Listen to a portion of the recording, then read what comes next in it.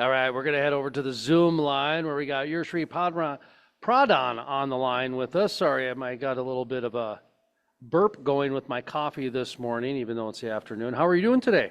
I'm doing well. Thank you for having me. Well, thank you for joining us today. The reason for this interview, folks, is because we're going to talk a little bit about some misconceptions when it comes to the oil patch. Yogeshri had a great post on I believe it was LinkedIn. Look at me, I'm slurring my words all of a sudden here. Just got done having lunch. You had a post on, was it LinkedIn you had your post on? Hmm. Yeah, great post on LinkedIn talking about just her experiences. And at the Crude Life here, we love following some of the stories about how people got into the industry a little bit. So talk a little bit about your journey. First of all, what made you decide to get into the oil and gas industry and what your experience has been like since you moved out to Odessa, Midland, Texas. Where are you from originally? I grew up in Houston.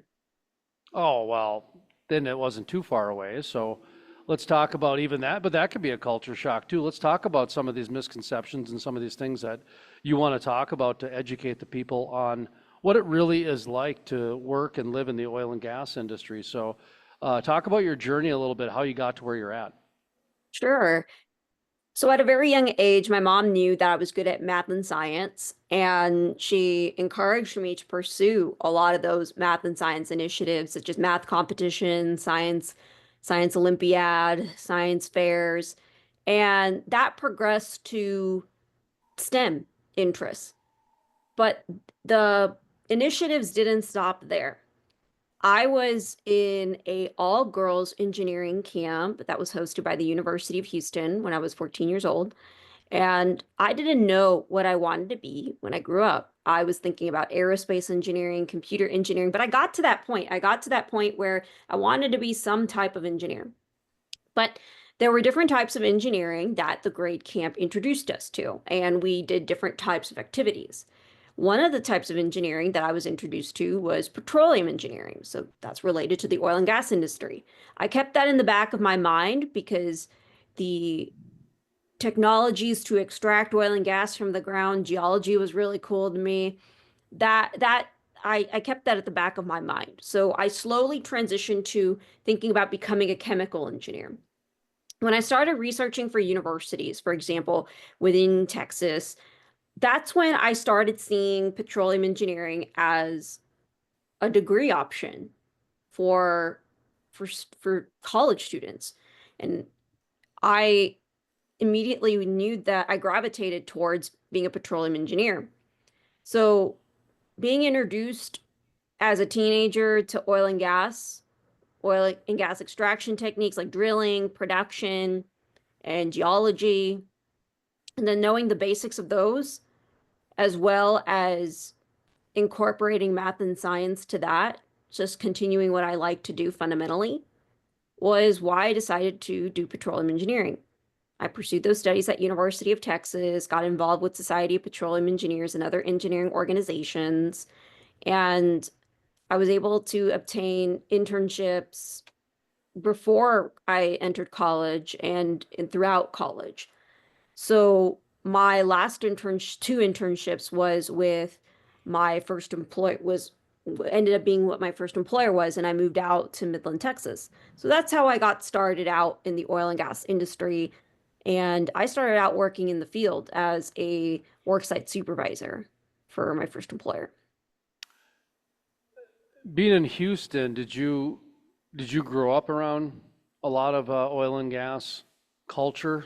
And I Houston is very much an oil and gas town. I understand that, but there's also different pockets and different things. Up in my neck of the woods, we're very much agriculture, but it's hard to even find even the remnants of an agriculture community anymore because just there's so many other ways, I guess, of the world. But were your parents in it?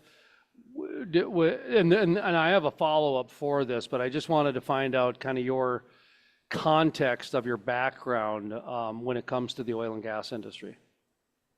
Funny enough, I am first generation oil and gas. I did Okay. not have any family in the oil and gas industry. being in Houston and my father working in the IT industry and working as a computer engineer in the IT space, that's how I thought of computer engineering. Knowing about the Space Center in Houston, I thought about being an aerospace engineer. So those were the two primary careers that I was thinking about at the time, but had no exposure to oil and gas, didn't go to STEM events that focused on oil and gas presentations or geology at all. So the reason I wanted to bring that up is because I feel it's important to set that context because a lot of people, when they hear Houston, they automatically assume, oh, she must be oil and gas.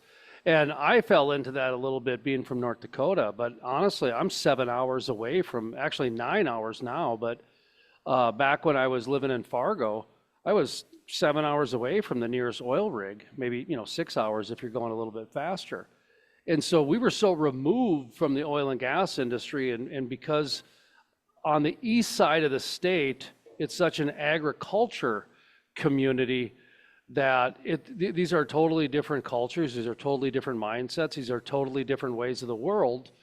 And so when I moved out to Western North Dakota to go into the oil and gas industry in the media side of things, I actually was more assuming I was going to be an investigative reporter against, I guess, the oil and gas industry because I was told that, they never did anything positive.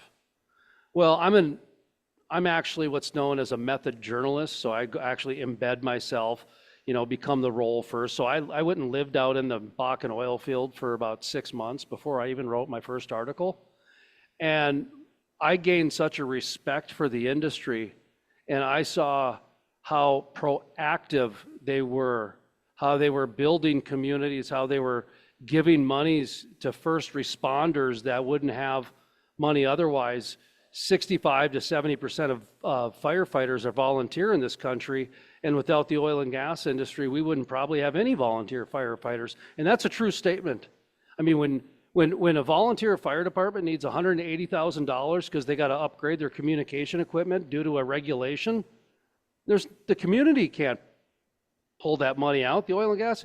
So anyway, long story short, what was your interpretation of the oil and gas industry from when you were in Houston? And then how is it when you went to Midland? Because you seem like you've gained even more respect than what you originally had, much like I did. Mine was a complete 180.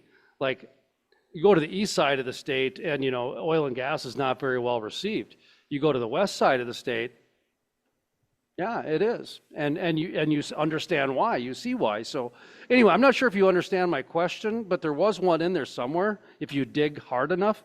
So talk to me a little bit about your evolution of where you're at with the respect for the industry and interpretation. Well, I've always had a respect for the oil and gas industry once I knew about it. However, the respect that I had initially was based on the knowledge that I was exposed to was the technical side, learning about the rock, learning about drilling, learning about producing oil and gas. But one thing that I didn't know about were logistics, like the field, for example.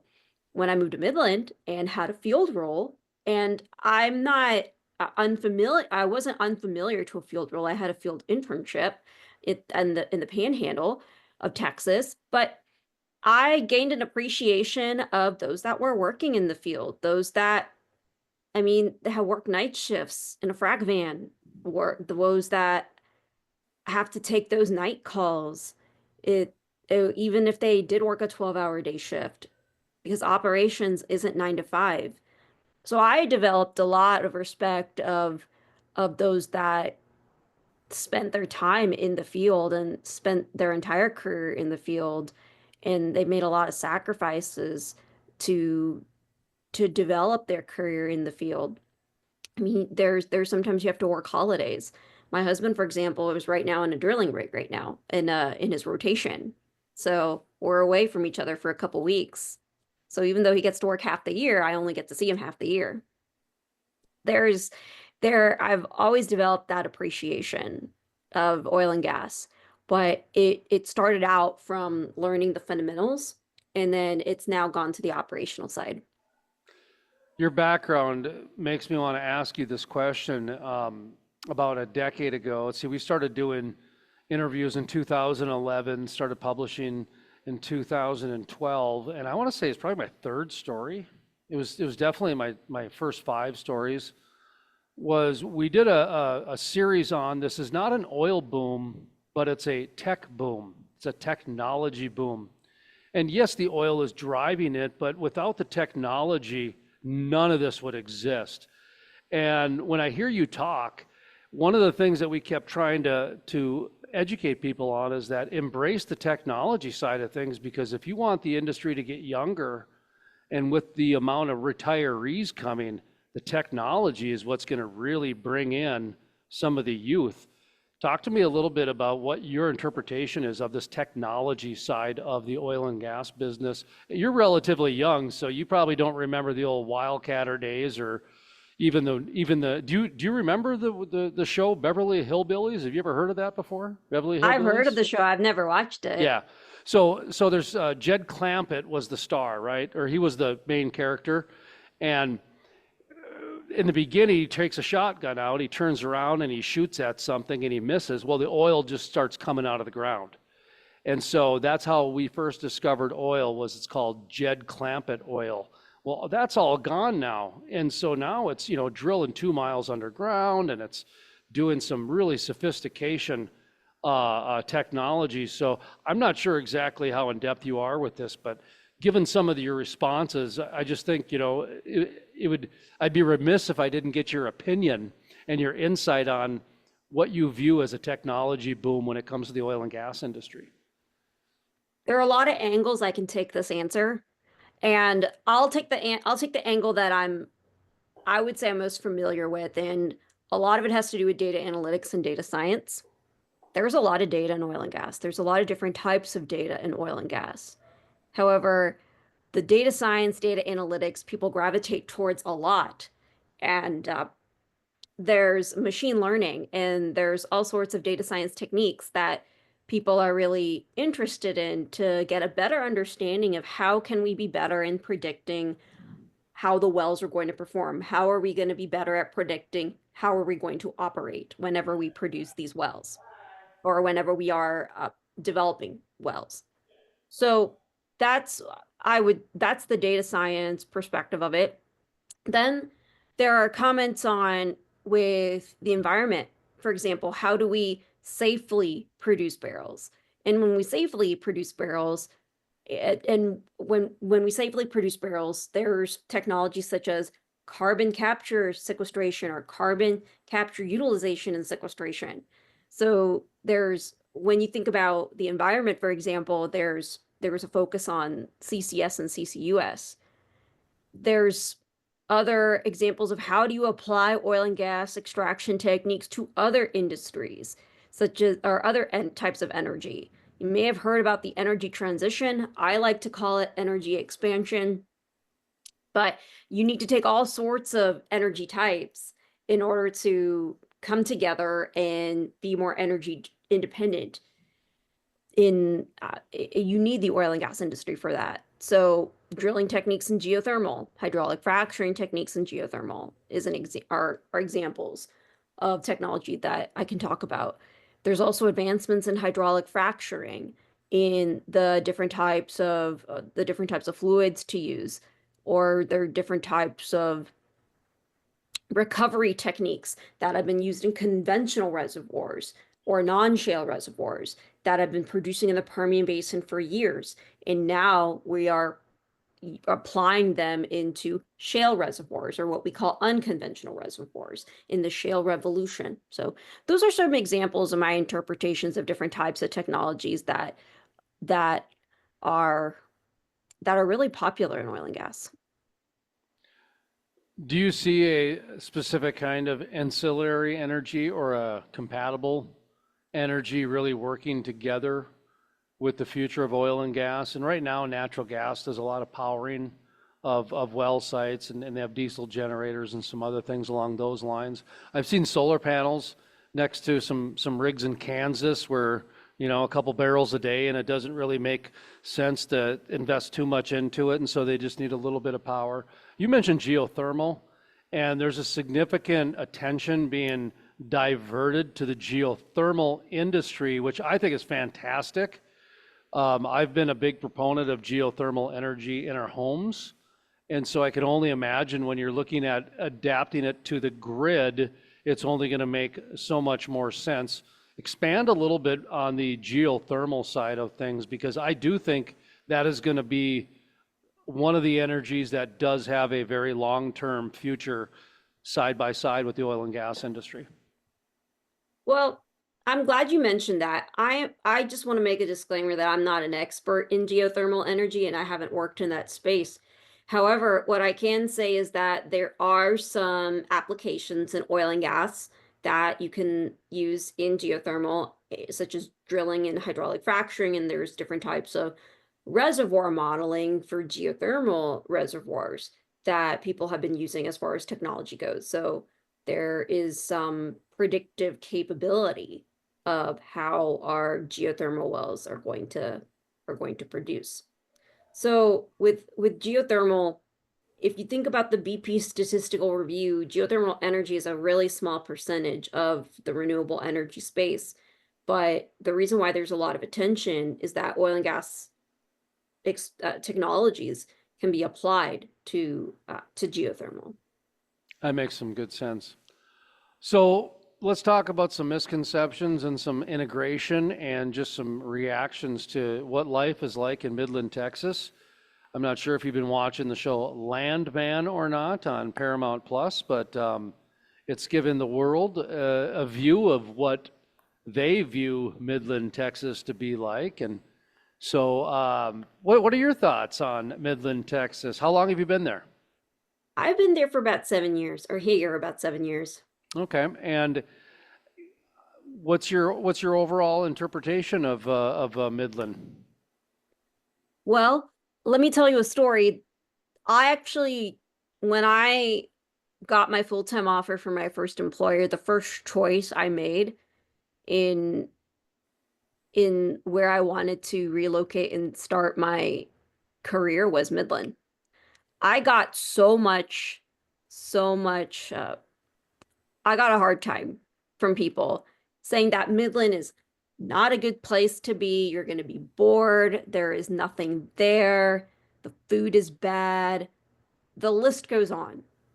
When I came to Midland, I saw it being a town that was growing, and there were different types of cuisines that like there were different types of restaurants that were being opened. There were a lot of small businesses, and I thought it was a great place to be for my career. Like I in 20 from 2016 to 2018, I moved back to Houston after when I got laid off from my first employer to work for another company. But I chose to move back to Midland in 2018 because I wanted the experience. I wanted to immerse myself in the experience in the oil and gas industry. And plus Midland is an easy town to live in because you can get anywhere in 15 minutes. You don't have to deal with traffic like you do in Houston or a larger metropolitan area. So I find Midland a pretty pleasant place. I found my husband here. I got married here. I got married at a pump jack, you know. So Wow. I I can get to the field in 20 minutes if I work in a Midland Basin asset. So it's a very convenient place to live, and I can do so many activities here. What advice would you give for somebody who's thinking about moving to Midland? They got a job offer and they have people saying, "Don't go there. It's dangerous. There's nothing to do. Um, there's it's a desert. Whatever. However, whatever you want to say on it. What are what advice do you have for those people?" I made a YouTube video last year on why you should consider a career in Midland, Texas, and I state these things. So I make the case to move to Midland because if anyone tells you that there is nothing to do, if you there's always something to do somewhere if you can always keep yourself busy and make yourself happy. There are different kinds of activities to do in Midland. We have a rock climbing gym now, or a bouldering gym. We have, I mean, there are different places you can go for clay shoots and golfing.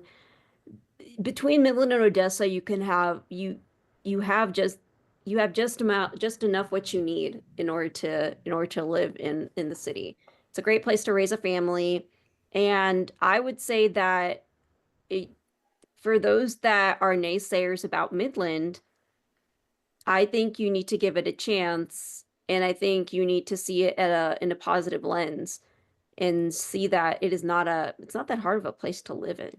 It really isn't. Have you seen the show Landman? I haven't seen the show Landman. I tried avoiding that show like the plague because I hear a lot of misconceptions, or a lot of inaccuracies about how landmen are portrayed versus the landmen that I've worked with in the industry. Well, I would invite you to check it out. I do think it has a net positive at the end of the day. There's some storylines that are a little bit outrageous and some Hollywood sensationalism that is in there. The the one complaint I do have is it's now I understand and you're a female, so you might take some offense to this, but I'd like to get your opinion on it. But there's a drive-through coffee shop in the show Landman, which has women in bikinis. It's Mm. called Brews and Babes. And most industries, when you're talking about a highly professional, um, very industrial type industry, there's a Twin Peaks or a Hooters, or there's always some sort of twinge of sexuality put in there.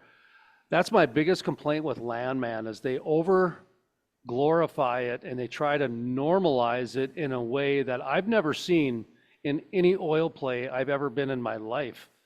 And does it exist? Sure it does. But like I said, I can go to a car show and I'll get the same amount from that. And so that's my biggest complaint with Landman. But I do think overall it is a net positive for the industry. And I'd be curious to see what your opinion is if you ever do watch it.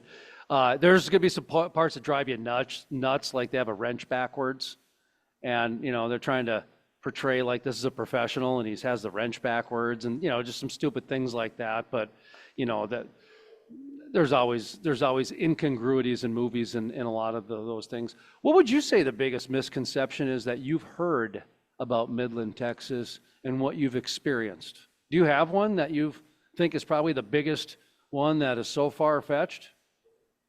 I think the biggest misconception that I have about Midland is that it is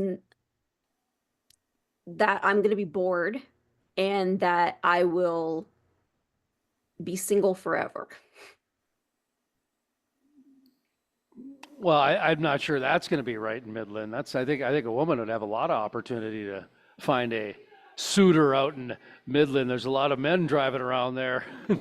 I mean, is it primarily a lot of men out there, or is there a balance? I guess I haven't looked at the demographics.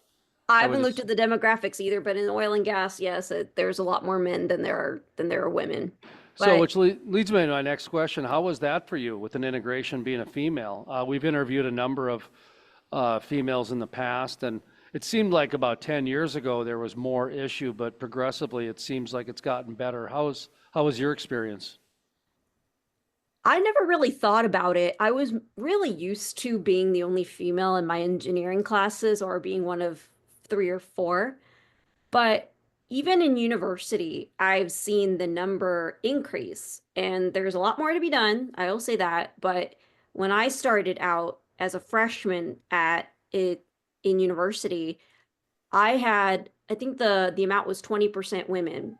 But by Hmm. the time I graduated, the incoming freshman class is 30% women. So I don't know what the most recent numbers are now, but I know there is a concentrated effort to get women interested in STEM programs, in engineering, and in petroleum engineering. Now, again, I never really thought of it as an issue But I do see social dynamics in the industry, for example, where, guys tend to talk to each other. So, as someone who ended up getting internships and ended up networking my butt off, going up to somebody and talking to them is not a problem for me. So, I will go up to somebody and talk to them. And I just continue to network and not pretend that the disparity doesn't exist, but just acknowledge that I'm also, a team player and I'm also in this industry and I'm here to make a living out of it. Talk to me a little bit about the STEM program that's going on. STEM is a very integral part of the new oil and gas industry. Probably was in the old ways too, but they've really had a concentrated push over the last 5 years specifically. I've always been a fan of STEAM and STEM. STEAM is science, technology, engineering, art, and math, and then STEM is just without the art in there. Um, Talk to me a little bit about the STEM integration and what your opinion is towards STEM in the oil and gas industry. I think there's a lot of educational efforts from companies for outreach in teaching teaching women that they can pursue STEM. I know the company that I currently work for does a great job in hosting STEM programs locally to schools and in the petroleum museum, the petroleum museum. I'm confusing it with the petroleum club, the petroleum museum. And there's family science night, for example. There are there's tutoring for women in STEM too. So there are a lot of efforts for women in STEM initiatives in for that come from oil and gas companies in especially in Midland. And I know Houston that's even more with collaboration with the Society of Women Engineers too. I know there's a lot more in Houston. There are a lot more programs in Houston. There are a lot more programs in Houston just because Houston's a bigger place. But there's a lot more. There's a lot of company initiatives that in Midland that focus on women in STEM initiatives. Petro Papers is the name of your podcast. What is Petro Papers about? If I'm going to go listen to it, what type of content am I going to engage with? The content has evolved over the seasons. It did start out with so the motivation behind the podcast was I read a lot of technical papers. I know that they're really dense and it is hard to get through a technical paper. I treated it like a book club and thinking, what if I interview the author of the paper, help them promote the paper, but get some clarity about the purpose of the paper, the topic, the interest in the topic and the implications of the paper, what makes it unique, like how can it change the industry, for instance. So I that was the motivation behind the paper, but behind Petro Papers, the podcast. Slowly, I have evolved to interviewing technical leaders or interviewing leaders in the industry that talk about technical topics and the importance of technical topics. So I did have a full season of that, and I recently started my sixth season of Petro Papers. So I started Petro Papers in October of 2021.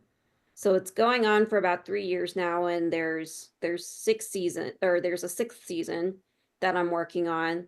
So I'm also working on getting people to be interviewed on that podcast. So I think a lot of people like to hear stories, and a lot of people do like to hear technical content broken down into digestible content. I think so too.